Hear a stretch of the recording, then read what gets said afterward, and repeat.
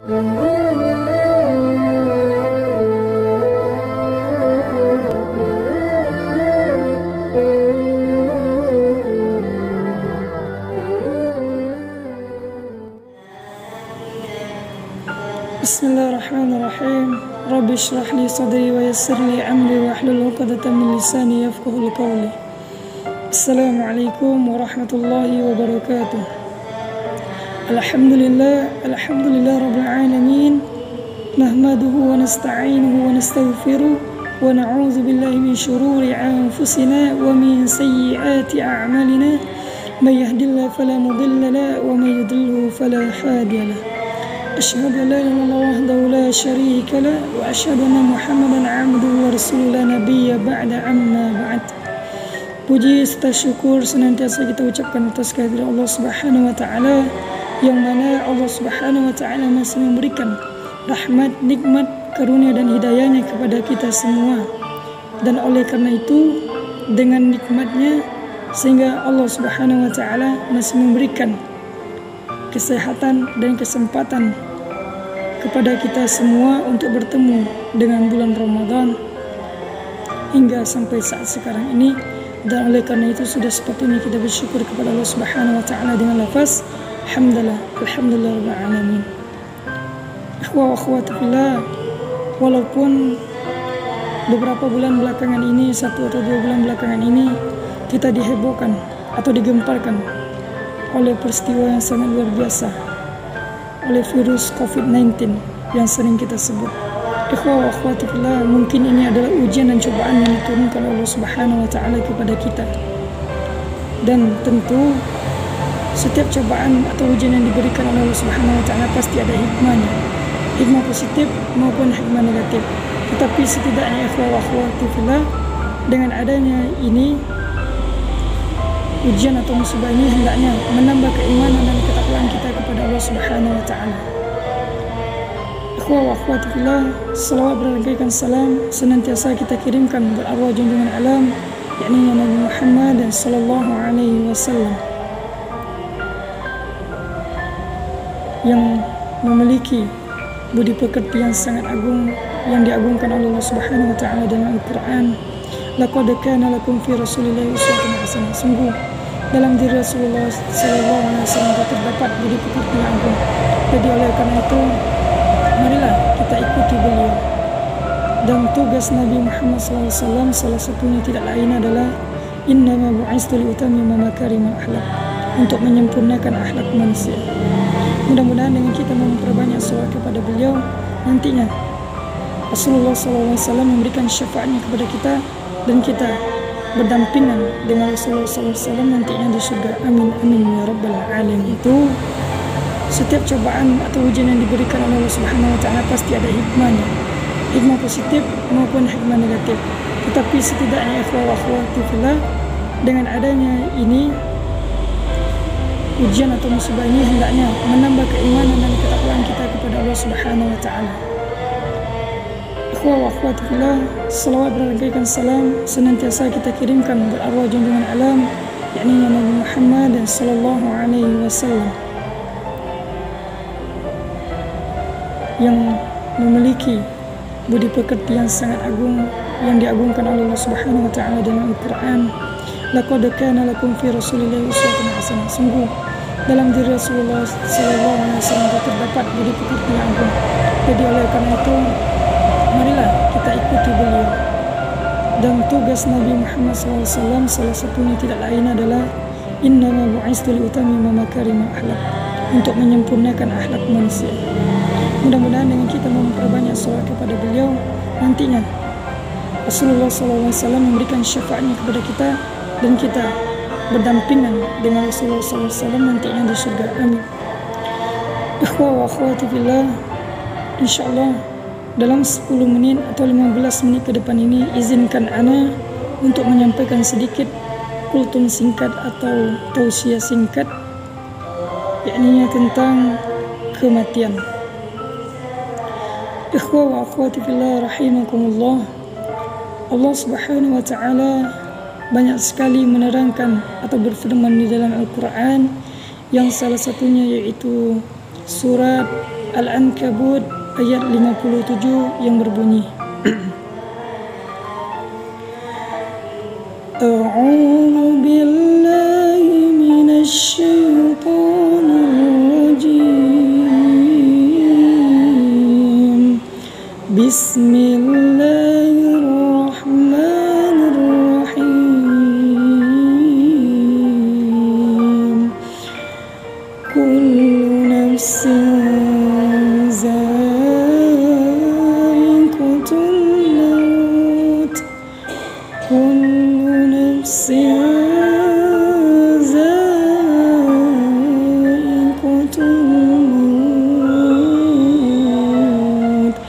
Thumma ilayna turja'un.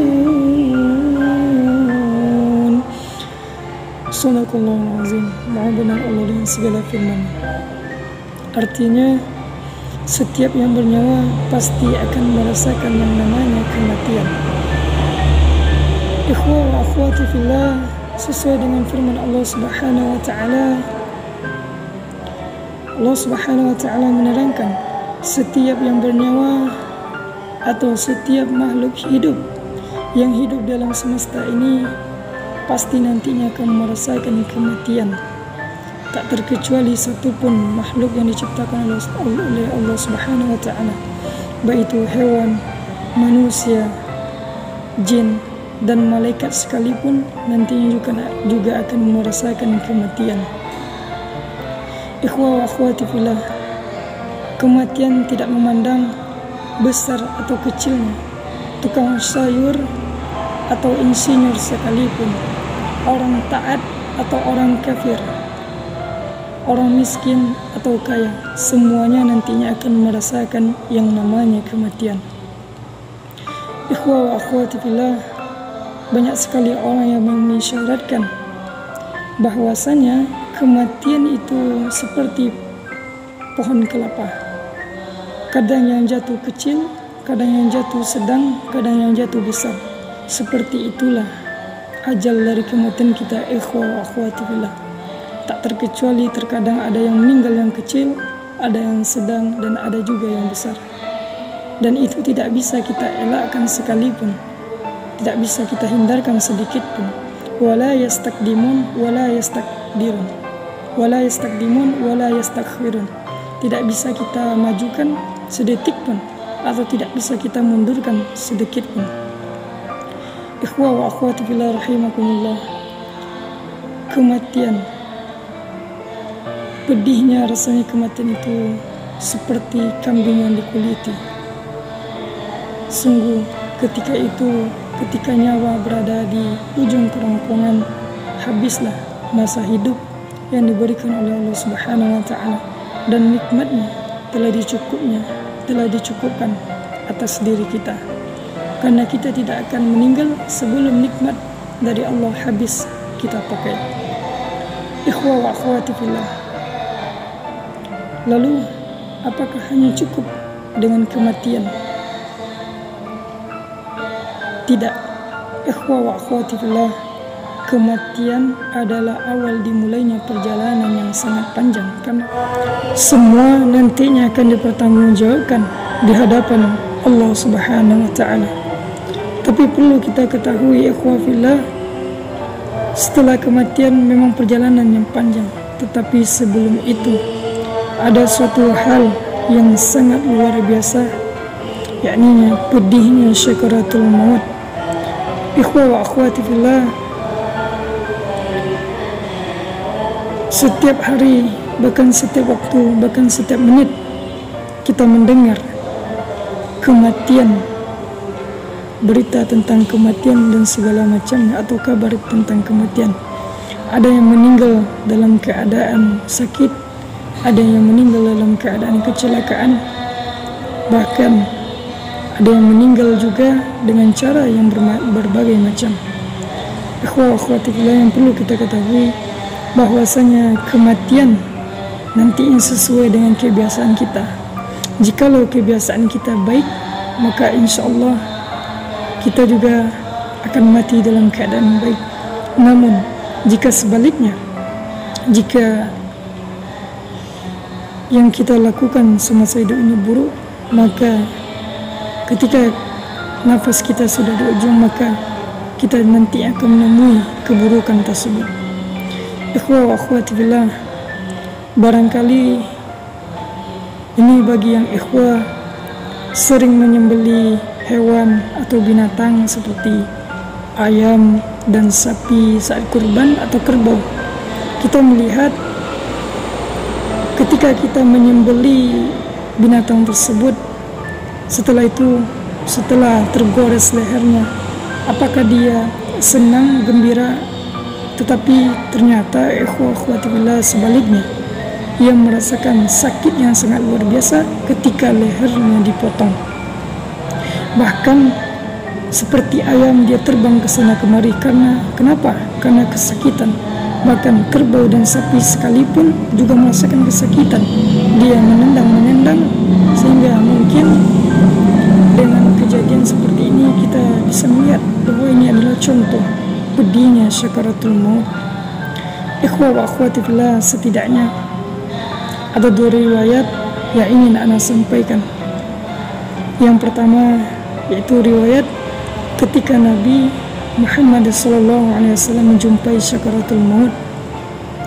Ikhwah wa akhwati fillah, seorang Nabi dan Rasul pilihan Allah, seorang manusia atau makhluk yang sangat mulia, seorang kekasih Allah yang terhindar dari segala dosa atau yang kita kenal dengan maksum, dan dijamin oleh Allah Subhanahu wa Ta'ala masuk ke dalam surga dan terhindar dari segala dosa dan perbuatan-perbuatan yang buruk.